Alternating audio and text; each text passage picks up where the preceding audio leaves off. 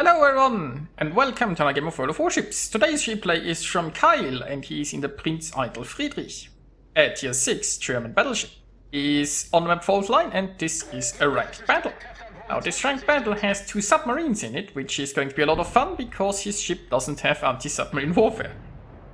But you know, Wargaming has already announced that every ship is going to get anti-submarine warfare, well, except for the Dutch and hybrids. You might ask yourself, why don't the Dutch get anti-submarine warfare? And that's, you see, Wargaming tries to stay away from decisions that make sense. At this point, I think they have a department that checks over every decision, and if the decision makes sense, then they're like, no, this just doesn't work. You have to make some dumb change to it, because otherwise we can't put it into the game. Speaking of dumb changes, Wargaming in all their wisdom has decided that they are now going to test submarines in random battles. So this week, we'll, with the new patch, we will get submarines everywhere. So I hope you're prepared, because the game certainly isn't. Anyway. Now our Prinz Eitel Friedrich is making his way here over to the A cap. We have the friendlies pushing into C. We have the Fubuki, the only destroyer here around A, but he is currently retreating from the Stellas. That's pushing way too hard for a cruiser. Stellas doesn't even have torpedoes, so I'm not exactly sure what he expects is gonna happen. But what I do expect is that our Prinz Eitel Friedrich is going to have a lot of fun with his secondaries. Well, he was pinged by submarine, so maybe not that much fun. Now this Fubuki is not really looking where he's going. And he isn't even like, look at his smokestacks, he isn't even trying to reverse, he's just further angling. And why isn't he smoking? Well, that Fubuki screwed up. Well, that was the only friendly destroyer and now it's gone, but yeah, let's just say he might have been an inexperienced new player, so... Well. Now, meanwhile, our Prinz Eitel Friedrich here is getting pinned, and there is nothing he can do about this. Oh, there is the submarine. Guess what? It's impossible to hit because it's diving, so there is nothing he can do about it, so... What great balancing mechanic! I mean, isn't that marvelous?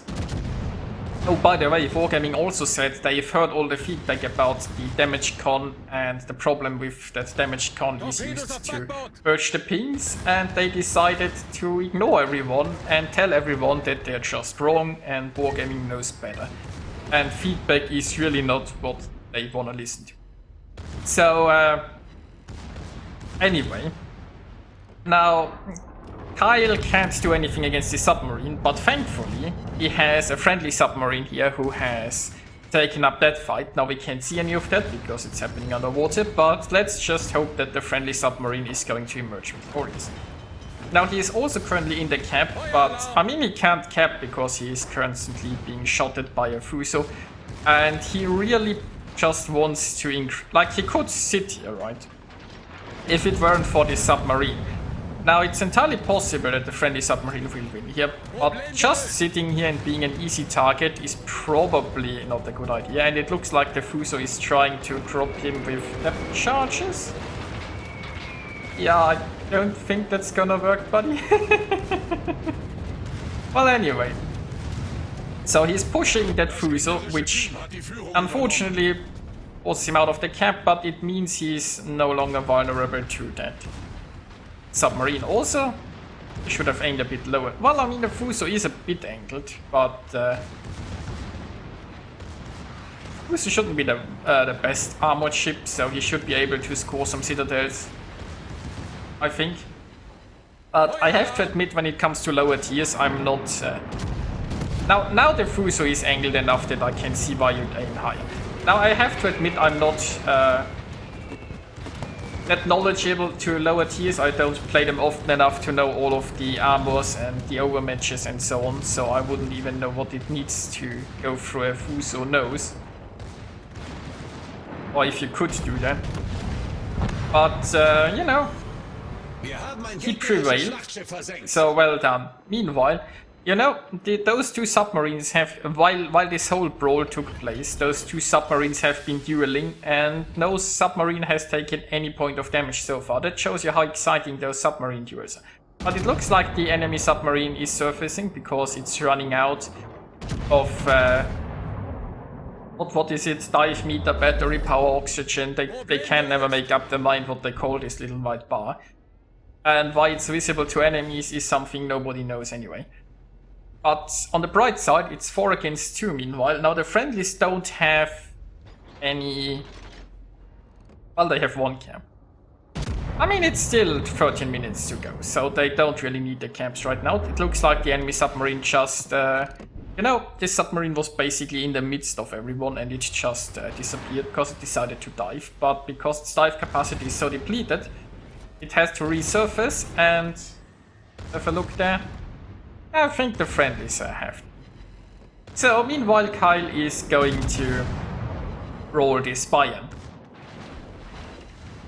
And I mean, Kyle has been, in a way, very fortunate that his team actually is dealing with the submarines, so all he had to do is deal with the surface ships, and he's done actually a pretty good job of that. When you think about it, there are, only 5 surface ships. So far he has sunk 2 of them, and maybe he even can get a 3rd. Now, Prinz Eitel Friedrich versus Bayern. I mean, German duel here. Not sure who would be favored. Well, I guess the ship that's not showing broadside is favored. Let's put it like this. But yeah, that was a pretty big hit there.